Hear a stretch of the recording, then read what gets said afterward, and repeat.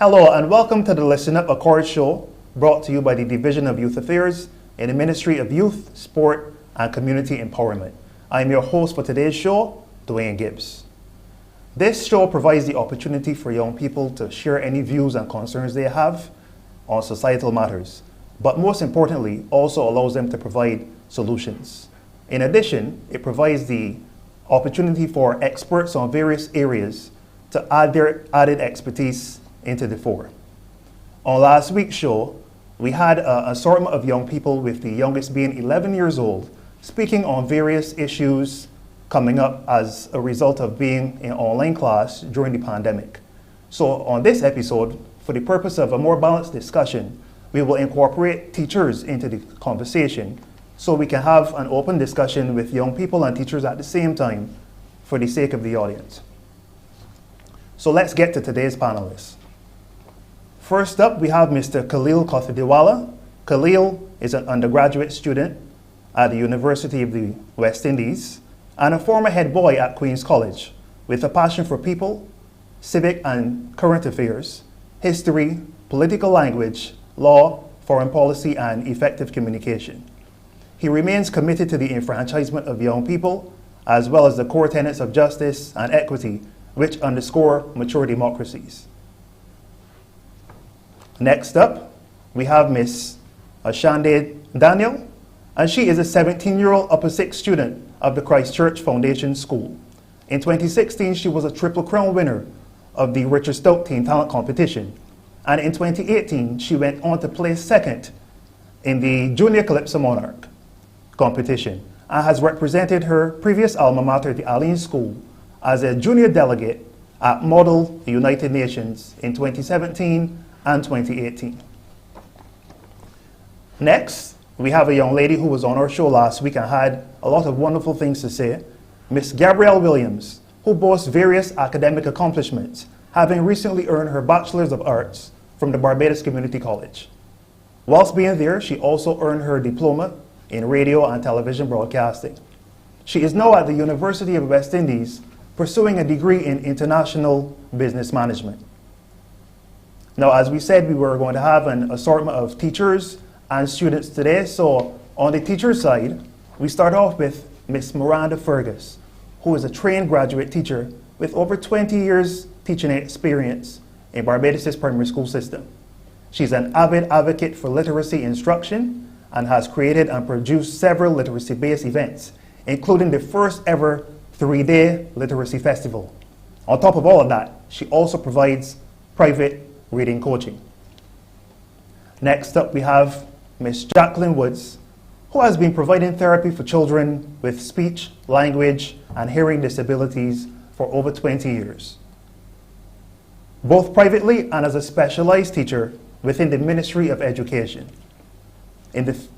She has a degree from South Carolina State University in the field of speech, language, and hearing pathology, and a postgraduate certification from the Erdeston Teachers College in the area of special needs. And finally, the lone gentleman on the teacher side today, Mr. Sean Hoy. Sean is a trained graduate teacher with 12 plus years experience. He has functioned in the post of Information Technology Coordinator for the last 11 years. Sean currently functions as the Information Technology Coordinator at the Christchurch Girls' School.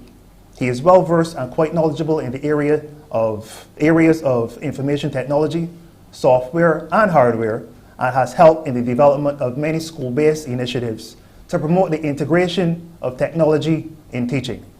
So I want to welcome all of our panelists to today's show, and we'll be right back after a quick break.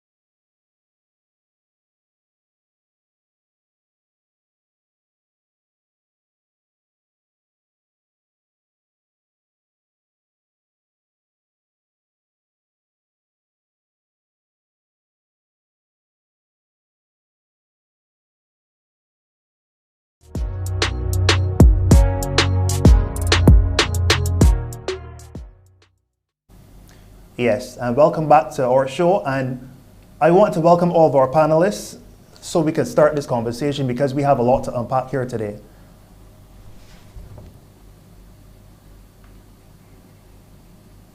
Right, so as we said last time, our panelists would be Mr. Khalil Kothidawala, Ihanji Daniel, Gabrielle Williams.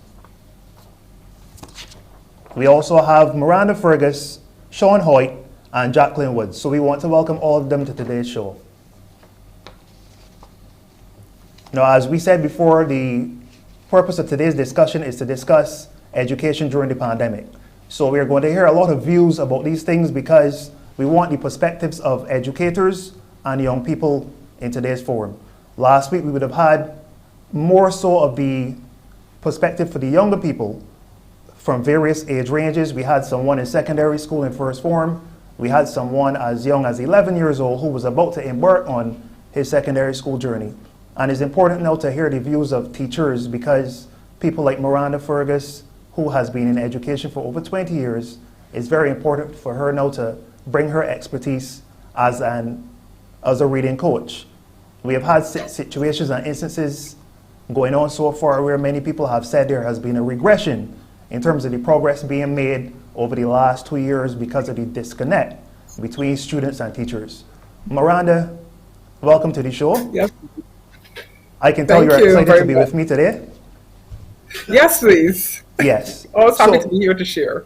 So let me ask you a first question. From your observation based on the last 2 years with children being mostly inside of the houses and stuff like that as opposed to being in face-to-face classroom environment, what have you noticed in terms of their progress and development? Well, it is difficult to say. I think that the biggest hindrance is being able to assess the children as thoroughly as we would if we were face-to-face. So it's difficult for me to say if I see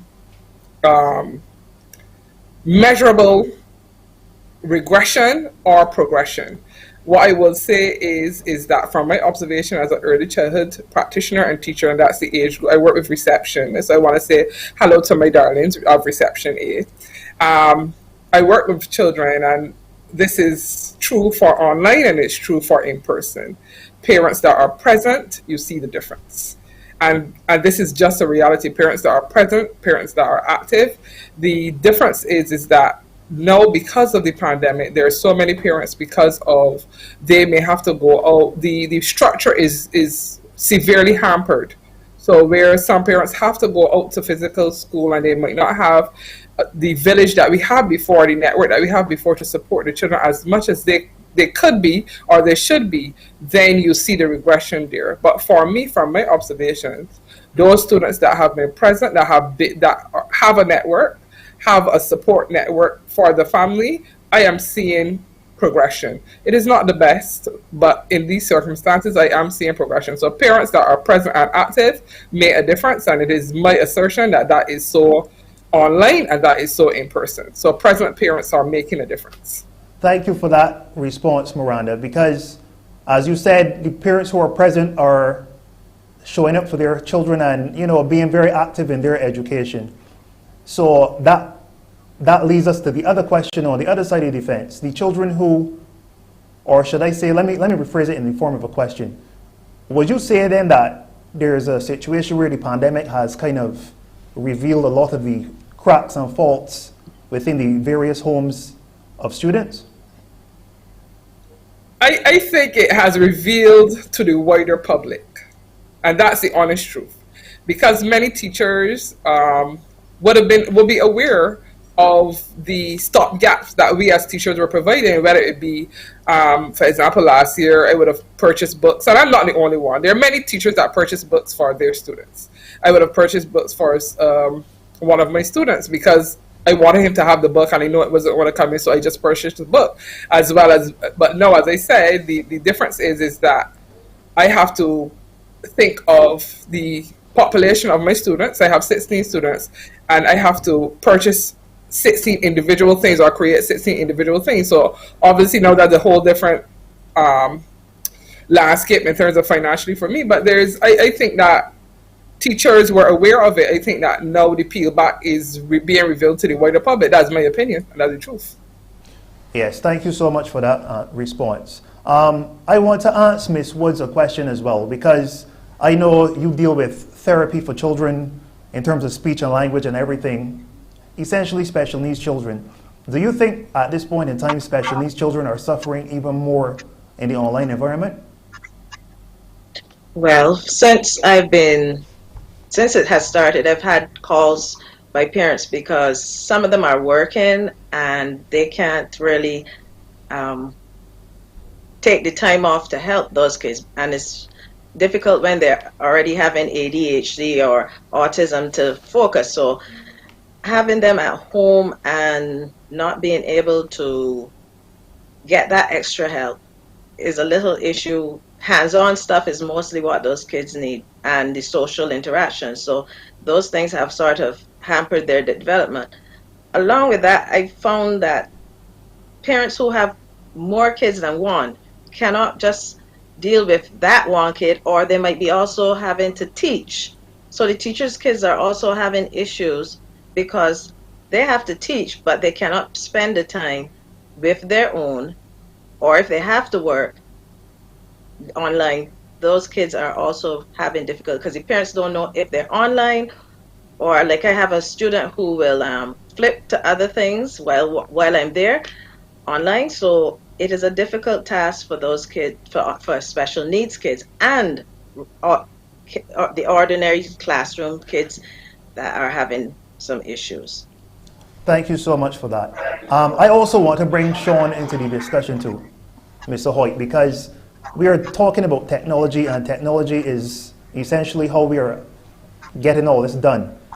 If we did not have the technological advancement at this point in time, we would be in a very dire situation in terms of education for children.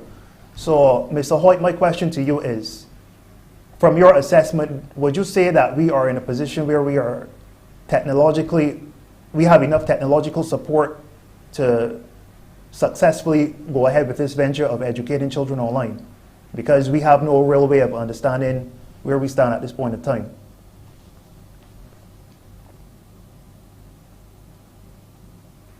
Mr. Hoyt? Yes, can you hear me? Oh, you heard the question I asked just now? I only heard up to a certain part. At the end, it cut off. Oh, sorry. Just repeat.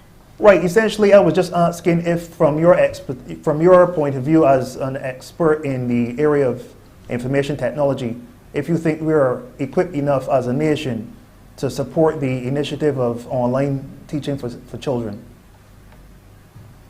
I think that we would have had enough technology. I think right now the issue is not really the technology. It is kind of more the use of technology. The students have to be aware of how to navigate using the technology. But one of the more interesting things that was brought up was special needs. One of the areas that would have been difficult for students with special needs would not only be the technology, but how to effectively use the technology to get over the instruction to the child. We would think that using a laptop, but then we have to also think about students that are blind. We have to think about students that are deaf. Now, I would say that the ministry did make every effort to provide the necessary technologies, but one of the challenges that any parent would face, the ministry cannot necessarily address that because it was not supposed to be a long-term situation. The COVID environment, we made an emergency attempt. This was something that was just to be short-lived, but now the pandemic has gone on longer. We have a challenge where parents are not, I guess, technology savvy enough to assist their children with the technology. So like the other panelists said, you have parents that have more than one child. So now you have a challenge where you have technology that needs assistance from the parent to help the child, but that parent also has more than one child. So we did have a little gap where the parents were not effectively trained or were not aware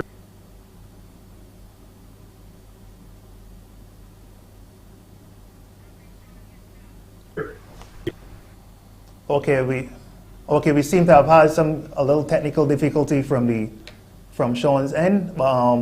Based on what he was saying, he was talking about technological support and other things, especially in the sake of special needs children.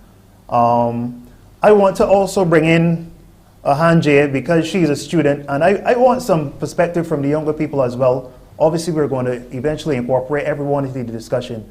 Ahanje, based on what you've heard so far, from your perspective as a student, what would you have to contribute right now? As a student, I understand my responsibility to, attend all online sessions and to be a part. I understand that teachers are not to provide every single thing for me, especially at my level, which is sixth form. I am to, engage in self-study and all of those other things. I think, though, that parents need to understand that, a teacher can only do so much, and that them helping the teachers, to have their students at where they're supposed to be at, it would be a lot more effective for the students themselves. So following up with homework and all of those other tasks so that the students can meet the benchmarks that they're supposed to meet would in some ways prove effectiveness for the students. Thank you so much for that.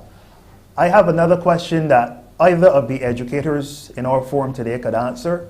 The question is, we are understanding that there's a disconnect in a lot of ways between the children or the students and the parents and the teachers. Are there any forums right now, because there is a situation where we have an online environment where at least monthly or every few weeks or whatever, teachers and parents can meet to discuss the progress of the children?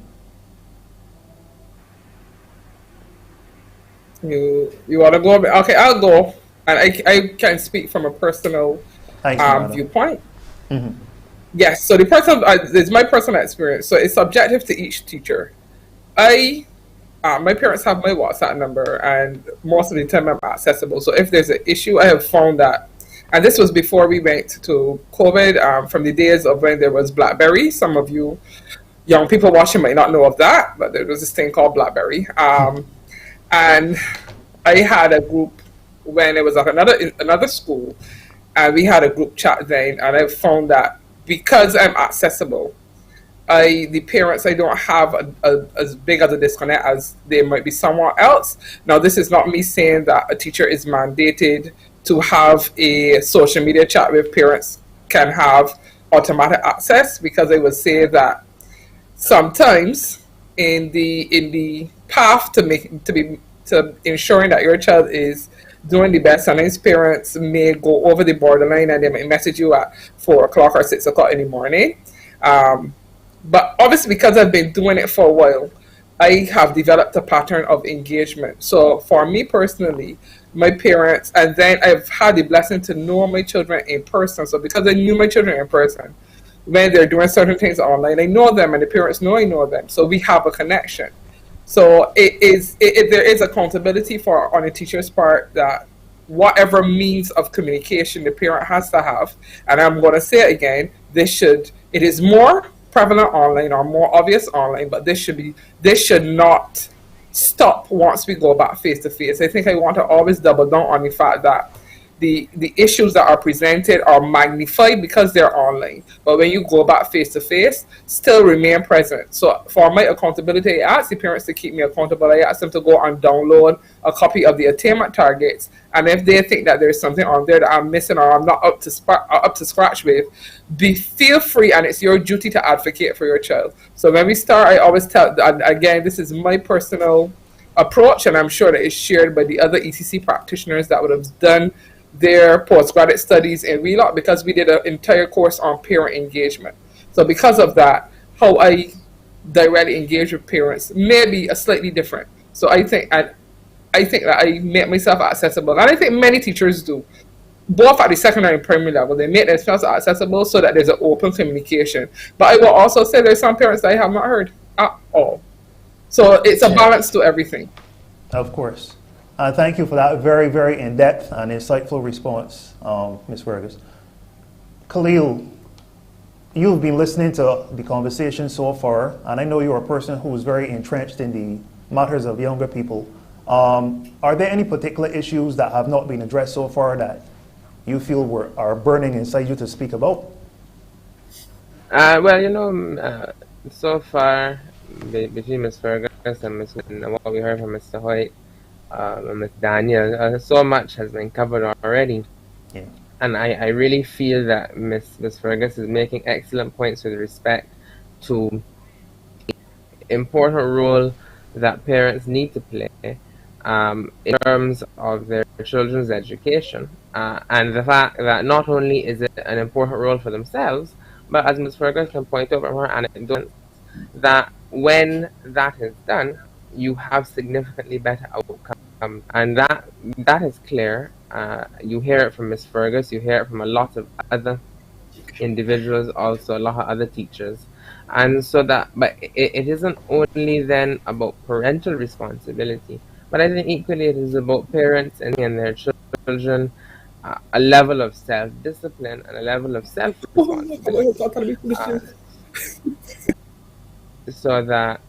uh, so that what you have then is not only your teacher or your parents exercising discipline over the children, but you have at the same time a child who can have a level of self-discipline to do that which they need to do, even if there isn't a parent or a teacher necessarily watching or monitoring or scrutinizing. And that is particularly important, I think, in the online modality, because the others on the panel can reflect equally on the fact that many of the challenges that are associated with online education in this environment is that need for self motivation, is that need to that you are at home, you have devices, you're using devices with which you can become very distracted, and so that it becomes important for a student to have a certain level of self discipline and self motivation, and we have seen that where that has been lacking, then there have been less uh, less productive outcomes, one could say, in that respect, and so that it has become clear, as you see here on the screen, that parents have to take greater responsibility, but that equally they must show their children that they too must play an active role in their own education. Thank you so much, Khalil. And Gabrielle, we haven't forgotten about you. My question for you, Gabrielle, based on the fact that you're the person who's repeating from last week, did you get any feedback on what you would have said last week from the general public? Any comments or anything that you would like to share here today? Hi, good evening. No, not specifically about last week. We just had general conversations about how COVID would have affected us as students, and I think somebody would have already commented it probably last week about how um, information being shared within that school realm, that accessibility is necessary. And if it's hindered, then we are in a bit of a trench there. But I thought the conversations this evening was even more enlightening because the idea of students having that motivation, we need it at an older level, absolutely. And because teachers don't engage with us the same way, they're not going to call you and say you haven't submitted so and so, or they're not going to call your parent. So we definitely need that self motivation and that self accountability. However, if I could have that at even a younger level, primary school even, and having students taking accountability for their work and being even more invested in their education, that'd be marvelous. Imagine what we could do when we are at this level. It's very true. What we'll do right now is take a quick break and we'll be right back.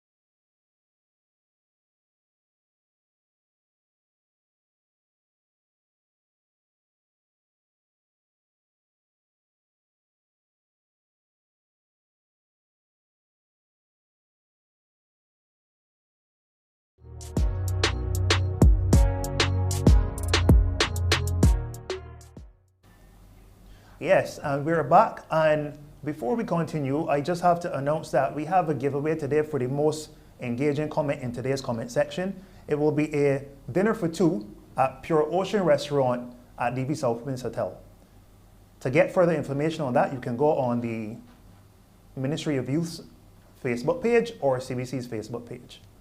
So now we're going to go back to our discussion because it's been getting very riveting and I don't want to lose that momentum. So the last comments we would have heard were from Gabrielle speaking about motivation. Obviously motivation is a big deal because, as she said, older students, people don't spoon feed them and coddle them as much. So the motivation has to come from within themselves to make sure they show up to all their online classes, make sure they submit their assignments and, ask their tutors and teachers any questions where necessary. So my next question is for Miranda. When it comes to motivation and motivation students, teachers have to be motivated as well. Do you feel demotivated often because of the pandemic and the toll it's taken on us emotionally and having to wake up every day and sit in front of a monitor? Some people don't want to turn on the cameras. You know how it goes. So I just want some insight from you into the mind of a teacher now dealing with motivation. Okay, so I think that my experience is going to be, again, a little different, especially from the secondary school perspective, because I find that the younger children, I do not have the experience of persons not wanting to turn on the camera. And I'm so glad that you came to me because I wanted to talk about this same motivation and what you said about older children not being spoon-fed. Though I be an early childhood practitioner, I also have not as much training as Ms. Woods, but a little training in the special needs. And I'm sure she will also support or agree with what I'm saying in that special needs is such a wide area, and it's not something that shuts off when a child gets to 16 or 15. So for example, if your child is in secondary school and your child was diagnosed with ADHD, or suppose you went on TikTok and you realized that though the framework of persons that are being treated for ADHD fits with your child, you have to have an understanding of what is happening with that special needs and how that affects your motivation. And you have to understand the difference between extrinsic motivation and intrinsic motivation. Extrinsic motivation is unfortunately sometimes where we veer to, where we want a test result, a score, a 94, 95, how much ever you think is a high mark, or a reward. And then the intrinsic is what most people think that it comes automatically. It doesn't. So what we have to do as a people, because I want to be clear that I am not saying that the parents, that it must be a partnership. So though the parents play a big role, the teachers play a big role as well. The school admin plays a big role in understanding where their students are and then developing and doing research on the different types of motivation and where we need to go.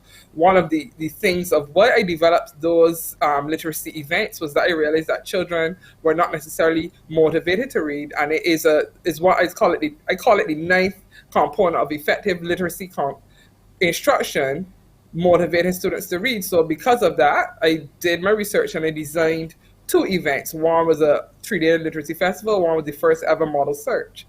So what we have to do is, as teachers, we have to work with the parents, collect the information, do the research, and then make plans for solutions going forward. I remember her from last week. I think her first name is Charmaine, on the Facebook group. She talked about children with ADHD. So what you have to do is if your child has ADHD, and for those of you that don't know what ADHD is attention deficit hyperactive disorder. And I want to say this to you, I have a master's degree and I've really recently recognized that I have a lot of markers for ADHD.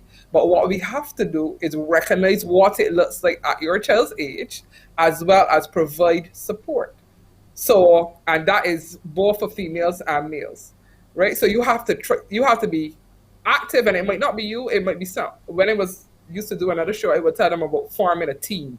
So you have to form your child's learning team, and that team might be small, that team might be big. It might be a godparent, it might be a great aunt, and everyone on the team doesn't have to do everything. But the teacher must be on the team, of course, and the school's admin.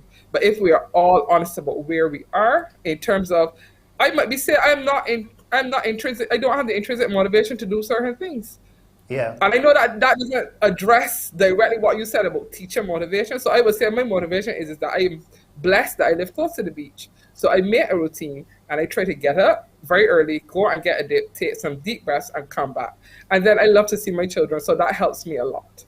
Okay, So thank you so much. that more answers your question. That's a fantastic answer because it covered a lot of things that I didn't even think of. So I really appreciate that. Miss Woods, I have to answer you this question because something crossed my mind while Miss Fergus was speaking. With regards to special needs teachers, are there adequate teachers with these special skills within the island at this point in time? Because obviously special needs teachers are very important, very needed during a pandemic. So are there adequate special needs teachers, in your opinion, in the island at this point in time? Well, I am not sure about that because I know there's in the special unit you have teachers there. What I don't know. I think most of them are trained in special needs. Some might be just teachers that came into the system, but most of the teachers in there are special needs. From my point of view as a speech correctionist, that is an issue. There are very few of us, and it is a skill that is needed for all the kids with special needs because I don't only deal with speech, I deal with your language, and I deal with children with hearing disabilities. So it's a wide range of things that I do. From that I do lessons, but the yes, you need to have more teachers in the school system because we might have 5 kids at a time in one class, and then that might be the worst of the group. So yes, you do need you might need more special needs coming now since COVID because more kids are going to have reading problems, more kids are going to have all types of learning problems, and their focus is not there.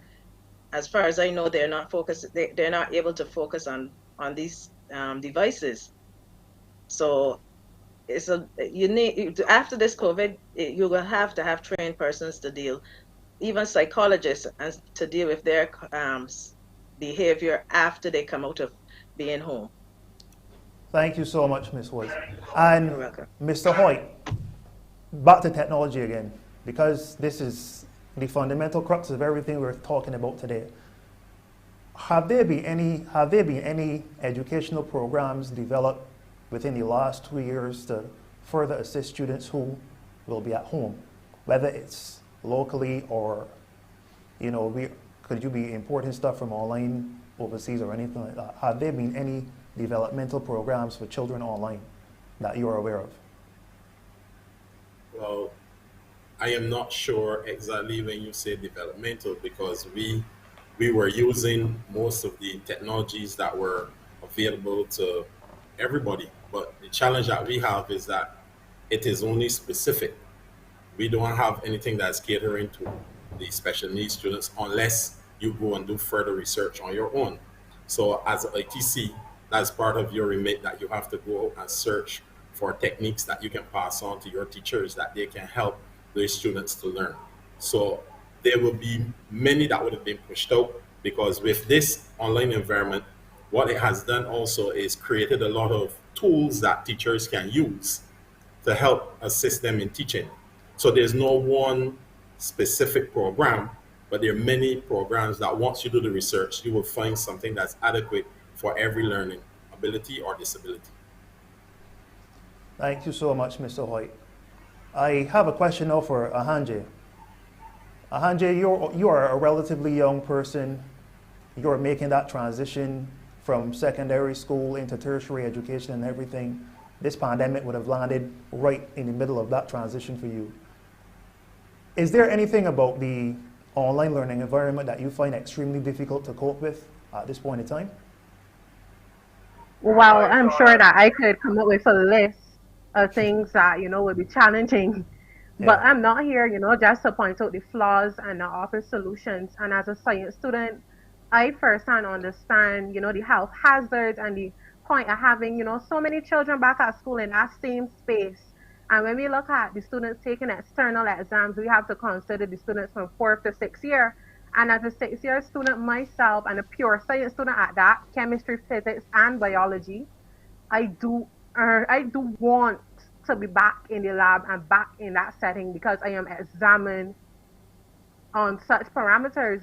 But I also do understand the risk associated with being back in that setting. And while I am, inoculated, I I do understand the hazard, because of the community spread and all of those other things. And even though we can't be in that setting right now, I understand that as a student, theoretically, I am to have myself where I am supposed to be, and then I would catch up with the practical component.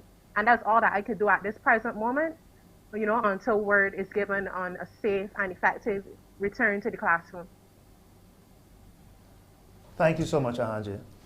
Now to Khalil.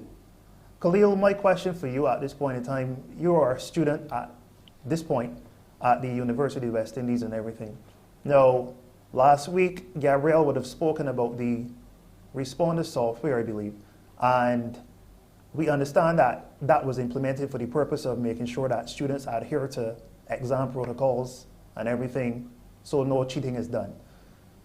But at the same time, we have also been told that the software can be very challenging and in a lot of ways restrictive, because when it comes to doing exams, you have to be positioned in a particular way, you can't move or it shuts down and everything.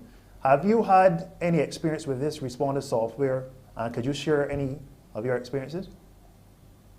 No. I haven't had to use it. The faculty are really aware, does not make use of the responder software because the nature of the exams are somewhat different than in the other faculties.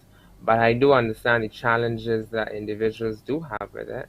As you say, in terms, as certainly as I believe it has, it as you say, you have to sit in a particular way. One can't get up really to use the bathroom, or I think you have to say that out loud to the monitor. And that it can flag. I think the concern that people had is that the rigid nature of the computer software was such that it would flag instances of a person cheating when perhaps they were not really cheating. So, for example, if they look out the window next to them at the trees, then the device would pick them up. The device would see them looking away, thinking that they're looking at a book or something, but in reality, they weren't. And so that software has its challenges. But as I say, I'm not personally familiar with it.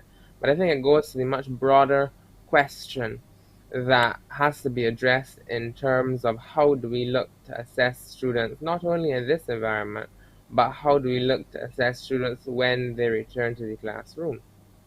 Because the reality is that over the last 2 years, there has been a certain difficulty with respect to being able to assess the students because they're not in the physical environment.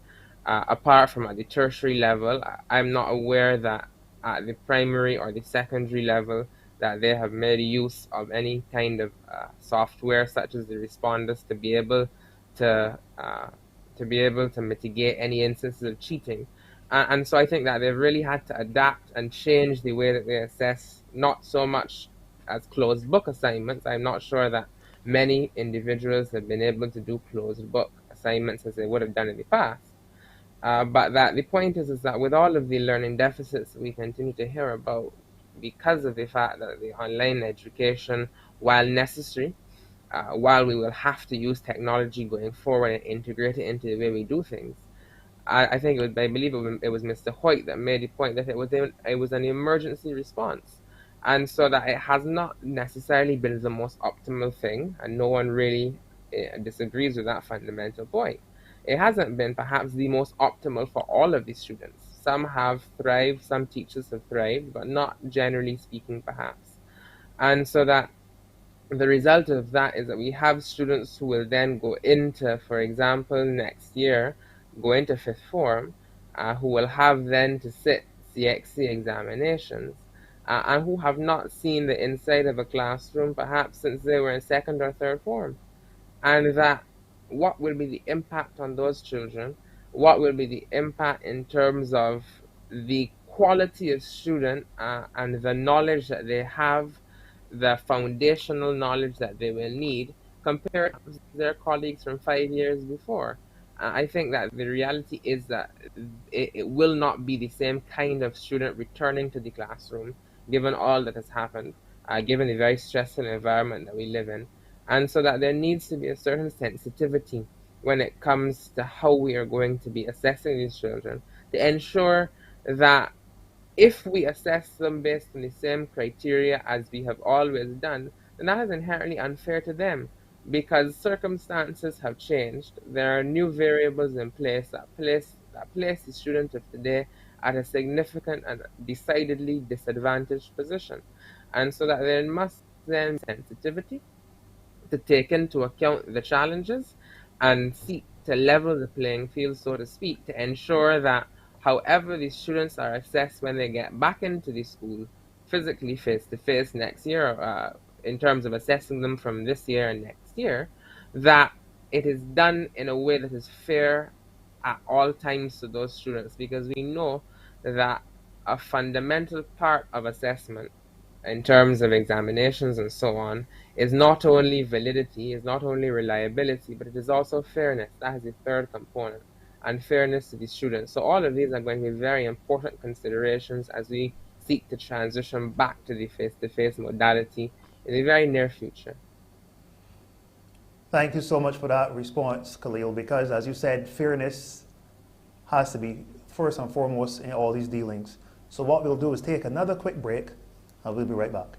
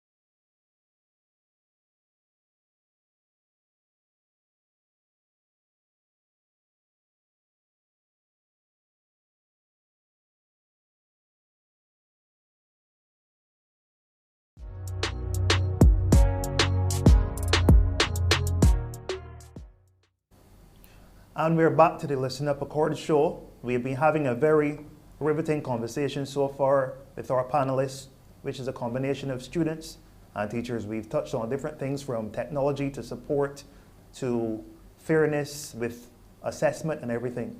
The next thing I want to touch on, which will apply to everyone in this discussion today, is mental health and the state of everyone's individual mental health. Up to this point, we've all been dealing with a global pandemic for the last 2 years now. It's taken a toll on us in various capacities. So I want to get back to our panelists. I'll start with the teachers, because in some cases, teachers are parents as well. So I wanted to speak to Miranda first and foremost about the toll that the pandemic has taken on her mental health, not just as a teacher, but as a parent. I want to answer your question, but I really want to make a quick point based on what Khalil said about assessment. I don't want to be not answering you. And in terms of assessment, I wanted to add to what he was saying, or rather give a different perspective. And that is why we assess. And when we look at why we are assessing something, and I spoke to this when it was on last time. So I'll give a quick example of my year group. I did conduct a reading assessment with the students, all of the students of the year group, because I have more experience than my colleagues. And the assessment, the purpose of the assessment was to determine where each student was with their letter knowledge and then to be able to plan to go forward.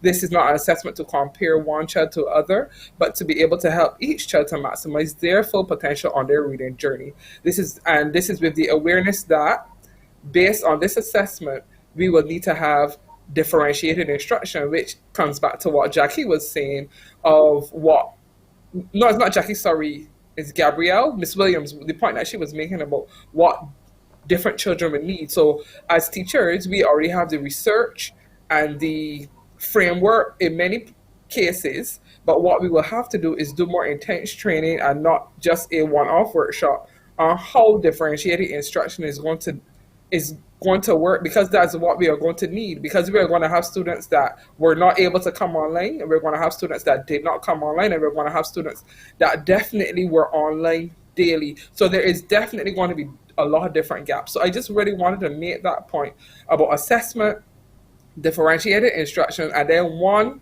thing about the difference between fairness and equitable education. And this addresses the special needs children that we call normal because that's relative.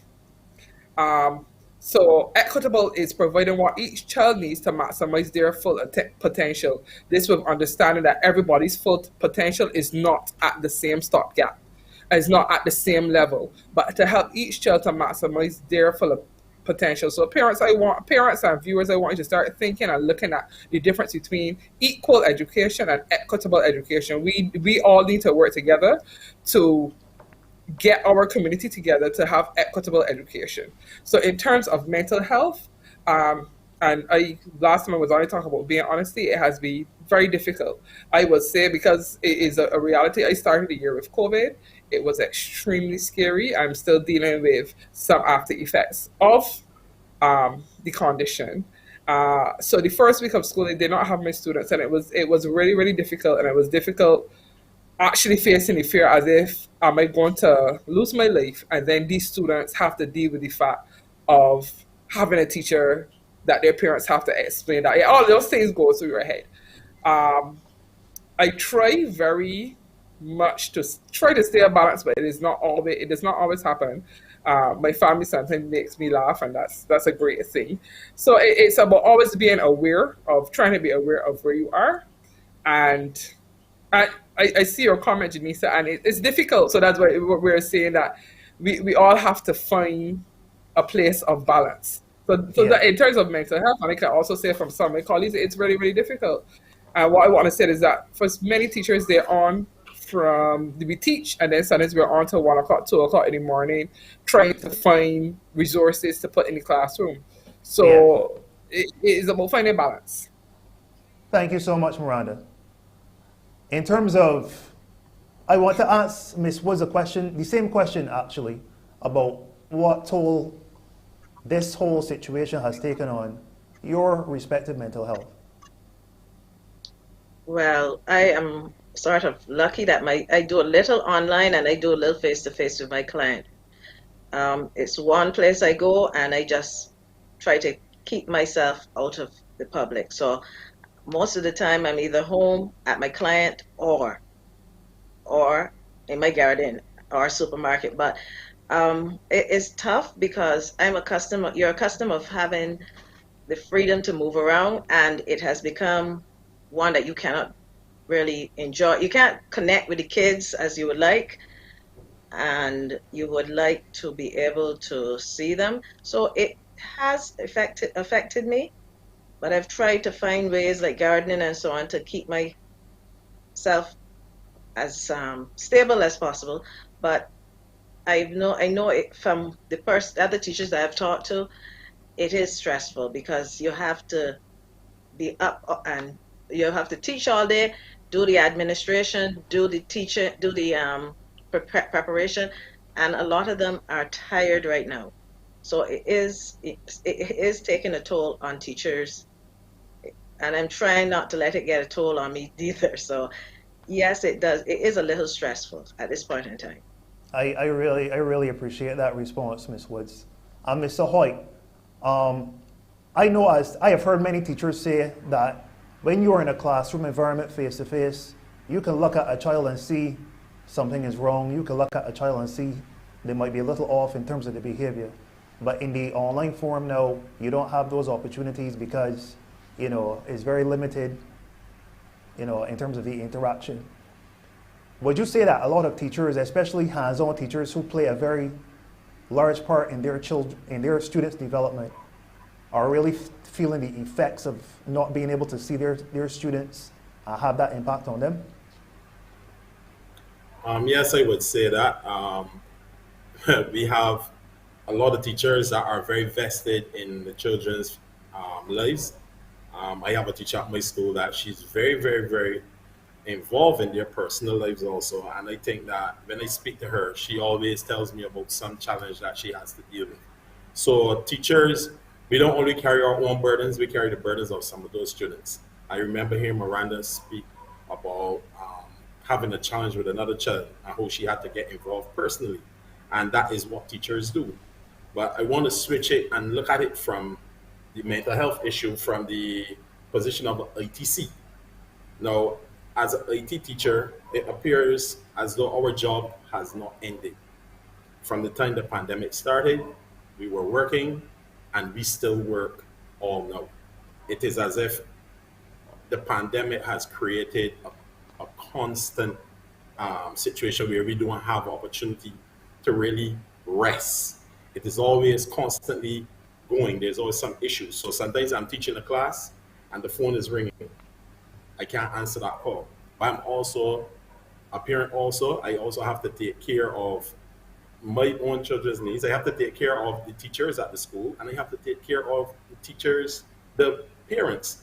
So we as teachers, and I know that other ITCs will agree, we have had a very rough going of the online environment, and I believe that we'd be happy to go back to school because we would not have to constantly be dealing with a lot of interaction in terms of teachers and parents. Because once we're at school, we can then provide the assistance. But while we're here at home, we are expected to provide technical assistance, and sometimes parents, not in no fault of their own, they are not technically savvy or anything like that. So now I have to try to decipher what they're telling me about the device or the problem that they're experiencing.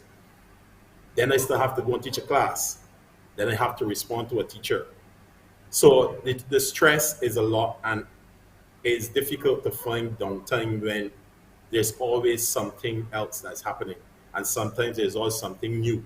So sometimes you have to draw on other ITCs and call on them, ask them to assist in some area or the other. So we have to collectively come together as teachers and try to, I guess, help each other get through this situation, because the online environment has been a very difficult one. And Yeah. it may appear as though we're home all the time, but we have to still work while we are at home. So there's no real line between the two. Appreciate it, Mr. Hoy. I really appreciate that answer. And Gabrielle, I wanted to get to you before our break. In terms of your individual mental health, where are you right now in your mind dealing with this pandemic and having to balance school responsibilities and life within itself? For me, last week I was elated. I was constantly going on about the joy of online learning and online school, and these are still my sentiments. But what I found really interesting, first of all, thank you, teachers. You guys are definitely dealing with the brunt of it all, and we want to give our utmost gratitude because you have so much coming to you at either side, and you're still pushing through. But what I thought was interesting is that recently, if not this week, you heard of a U.S. delegate who was once like Miss World or something. She passed, and I thought of myself in that situation is that when you feel emotionally drained or down, that's the cap at what you get to call it, because you don't necessarily have instant access to mental health services, necessarily a counselor that maybe can like message at the college or somebody that I know. So most of the time you end up, as you say, finding ways to cope within yourself or friends and family. And I found it hard, especially in the beginning, because you're feeling so many different emotions that you've never felt before, and you don't know how to verbalize it. You don't know how to put a label on it specifically. And going through that period, I think it made me realize, or even do some more research myself, and try to find ways to balance and find what works for me in that sense, because you can't solve something that you don't know. If you don't know what's happening, then you can't find a solution for it. So most of the time you're just putting plasters and treating maybe symptoms of something that you don't know the larger cause of. And when everybody's saying, oh, this is just something that comes with COVID, you're just feeling isolated, you're just feeling this and that, and you don't know a name to put on it. So you are just sitting in your own sadness, or sitting in this weird wave of emotions that you don't know how to fix. And I feel like going forward, if possible, I think individuals should have easier access to those mental health services. I don't know how, but definitely going back into school is going to be absolutely necessary. And maybe individuals to take it on themselves to find out, but most of the time you don't know what to ask and or who to ask. So for me, that was the biggest problem going through that period and my mental health, and trying to figure out what is or what isn't. And it's just me having a mini breakdown because I can't figure out what's happening in the work, or I genuinely cannot become motivated.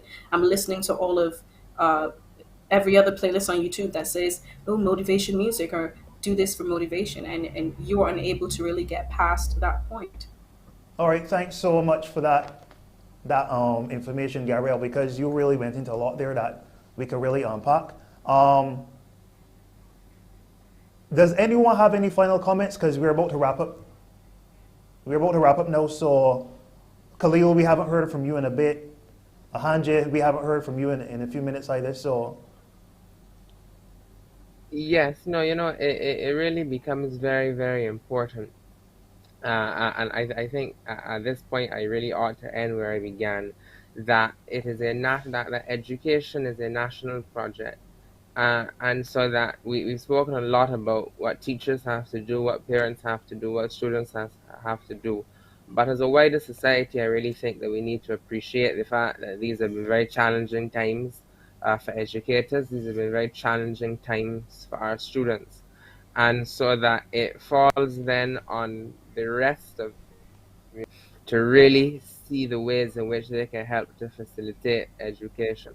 I believe that it was Ms. Fergus who spoke a little earlier about the village, and that has always been a thing that has been very, very important for Barbadian society, and that we need now, with all of the challenges more than ever before, for people to be able to come together and help, even if you don't have children, but help the children of your friends and so on, so that we can really get on top of this challenge of learning deficits that have been accumulated during the pandemic. So agreed. let us work together on this.